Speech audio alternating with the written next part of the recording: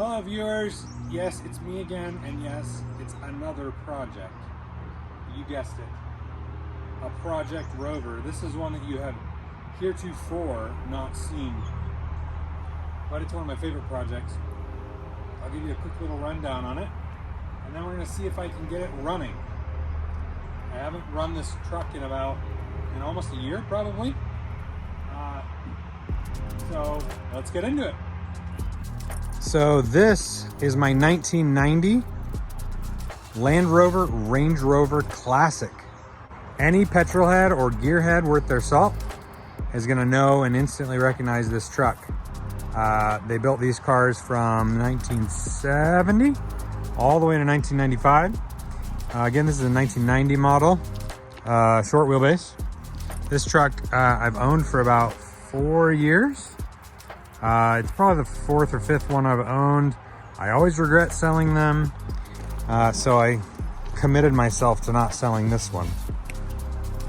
I drove this one quite often, daily even, for quite a while. And then I was at a local overland rally, the Rendezvous in the Ozarks, and I backed into a tree. Look at that, beautiful. So after that, I got real discouraged. I parked it, and I have not really driven it. I've only moved it a couple times since. And my daughter has used it lovingly to draw on. There's your little signature. And a place to collect trinkets she finds.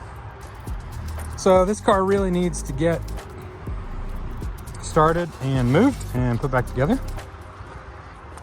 The reason why I haven't really driven it isn't just the damage, it's that we lost the keys.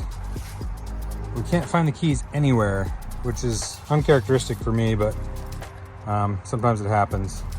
So I was able to pull the ignition cylinder off and head to my local locksmith and get the keys. Or actually, they modified the lock cylinder so that it would you be able to use the keys from the door, because this has had something changed. Either the locks and the doors changed, or this lock changed at some point in its life. It's relatively good in here. Of course, it's been sitting for a long time, so things like that has the mirror have fallen off. The headliner is falling down now. It needs the wood fixed. It needs quite a bit of things, but I have some really cool plans for this. I hope I can execute them. But what we're gonna do today is I'm just gonna reinstall my lock cylinder, or my ignition cylinder, see if it'll fire up, air up those tires, and peel out. Here we go. So the ignition lock on these, pretty easy to remove. Just these two 8mm bolts here. They're kind of strangely shaped. You just got to line up the lock. There's a lock in it. Line it up with the hole in the column. And of course, this is not easy while I'm filming, but I'll just finish installing this, and then I'll make sure that it can unlock the column.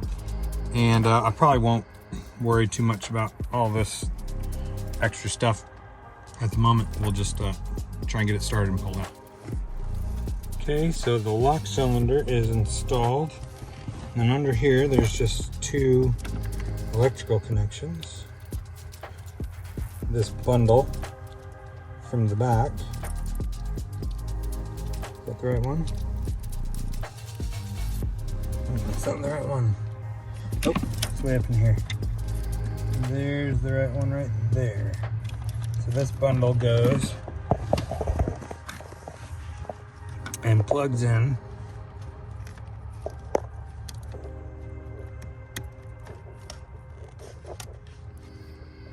Right there. Right there, that's that bundle. And then this, oops, sorry. And then this right here.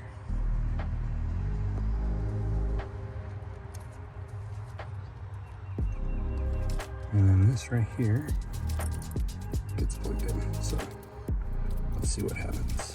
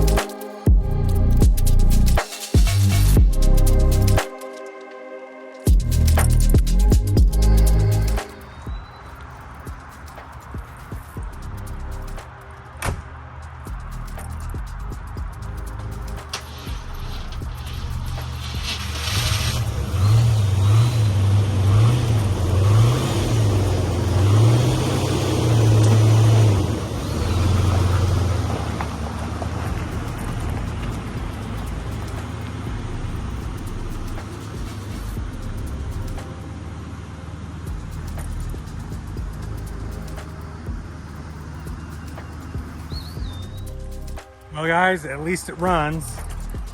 That's a success. First time running in quite a while. It needs a new battery really badly. I've got some fun plans for it. I don't know if they'll get done or not, but I'm just really grateful that it's actually running and driving instead of just sitting there in front of my house. Yeah, don't let your cars sit. It's terrible for them. I'm grateful that it's driving and running. Hi, Sirius. And we'll see you on the next installment. Let me know what you want me to do with my Range Rover. Also, let me know if you like Rover content. If you like what you have been seeing, please consider subscribing. Give me a like and a comment and all that jazz. Thanks, guys. See you in the next one.